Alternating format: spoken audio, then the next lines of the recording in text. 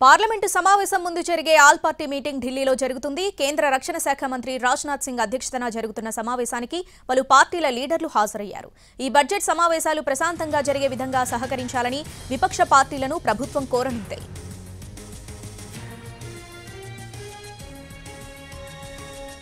రేపటి నుంచి parliament budget session మొదలు కానుంది. ఎన్నికల ఏడాది కావడంతో ప్రభుత్వం ఓటాన్ అకౌంట్ బడ్జెట్ను ప్రవేశపెట్టనుంది.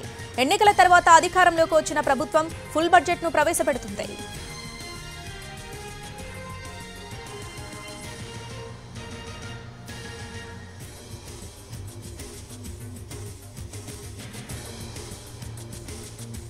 తొలి రోజు రాష్ట్రపతి ద్రౌపది ముర్ము ప్రసంగం ఉంటుంది. ఫిబ్రవరి 1న ఓటాన్ అకౌంట్ బడ్జెట్ను ఆర్థిక మంత్రి నిర్మలా సీతారామన్ ప్రవేశపెట్టనున్నారు. ఫిబ్రవరి 9తో బడ్జెట్ సమావేశాలు ముగుస్తాయి.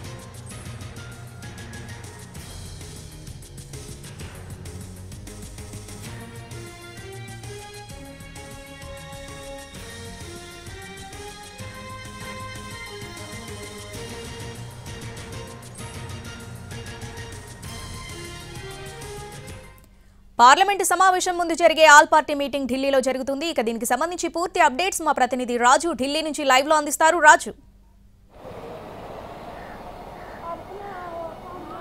ఎస్ రావణి, రేపటి నుంచి పార్లమెంటు బడ్జెట్ సమావేశాలు ప్రారంభం కాబోతున్నాయి. ఈ సమావేశాలు రేపు మొదలవుతే 9వ తేదీ ఫిబ్రవరిన ముగియబోతున్నాయి. అంటే సరిగ్గా 10 రోజుల పాటు జరిగేటటువంటి ఈ సమావేశాల్లో మొదటి రోజు అంటే రేపు బడ్జెట్ సమావేశాలు ప్రారంభం కాగానే ఉభయ సభలను ఉద్దేశించి ఏదైతే నూతన పార్లమెంట్లో తొలిసారి రాష్ట్రపతి ప్రసంగం ఉండబోతుంది.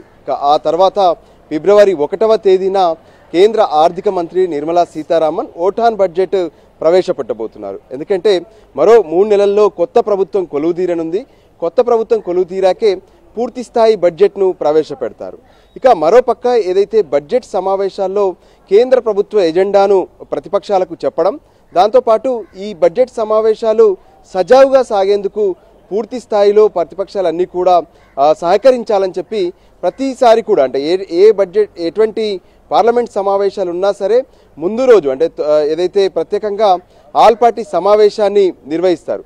సో అందులో భాగంగానే ఈరోజు ప్రస్తుతం ఆల్ పార్టీ సమావేశం కేంద్ర మంత్రి రాజ్నాథ్ సింగ్ అధ్యక్షతన జరుగుతుంది. ఈ సమావేశంలో ప్రభుత్వ ఎజెండాతో పాటు ఏదైతే ప్రత్యేకంగా తీసుకొచ్చేటటువంటి బిల్లులు కానీ వాస్తవానికి ఇప్పటికే కేంద్ర ప్రభుత్వం తీసుకురావాల్సినటువంటి కీలక బిల్లులన్నీ తీసుకొచ్చారు. వాటి ఆమోదం కూడా జరిగింది. అయితే మరికొన్ని 10 నుంచి 19 బిల్లులు కూడా ఉన్నాయంటున్నారు. వాటిని ఇప్పటికే ప్రవేశపెట్టారు. వాటి ఆమోదం కోసం సభలోకి తీసుకొచ్చే అవకాశం కనిపిస్తుంది. అయితే కేంద్ర ప్రభుత్వ ఎజెండా స్పష్టంగా ఉన్నప్పటికీ కూడా అంటే ఓటాన్ అకౌంట్ బడ్జెట్ను ఆమోదించుకోవడం, మరోపక్క కొన్ని బిల్లులను ఆమోదం తెలుపుకోవడం. అయితే ప్రతిపక్షాలు మాత్రం ఈసారి ఈ సమావేశాల్లో తమ గొంతుకను వినిపించేందుకు ప్రయత్నం చేస్తున్నాయి. ప్రత్యేకంగా కాంగ్రెస్తో పాటు ఇండియా కూటమి వీళ్ళందరూ కూడా ఏదైతే దేశంలో ఉన్నటువంటి ప్రజా సమస్యలను ఖచ్చితంగా సభలో చర్చించాలి. గతంలో ఏ విధంగానైతే అంటే సమావేశాల సందర్భంగా జరిగినటువంటి గందరగోళం అంటే స్మోక్ బాంబు ఇష్యూ కూడా ఉంది ప్రత్యేకంగా వింటర్ సమావేశాల్లో.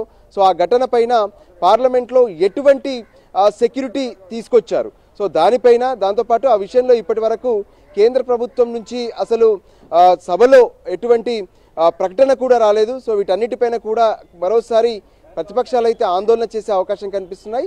సో మొత్తానికి ప్రస్తుతం పార్లమెంటు లైబ్రరీ భవన్లో ఏదైతే ఆల్ పార్టీ సమావేశం కొనసాగుతుంది. Shravani. Right Raju, thanks for the updates.